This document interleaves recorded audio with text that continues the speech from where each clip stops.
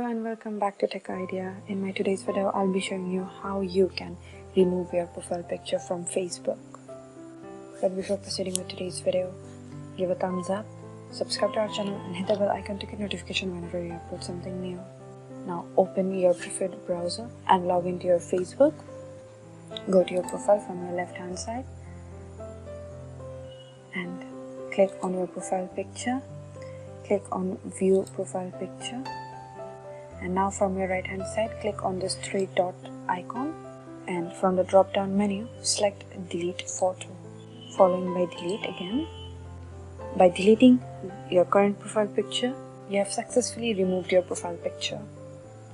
I hope my video was informative. Comment and let us know your thoughts and queries. Suggest us if you have any requests for our new videos. Subscribe to our channel to learn more and hit the bell icon to get notification whenever we upload something new.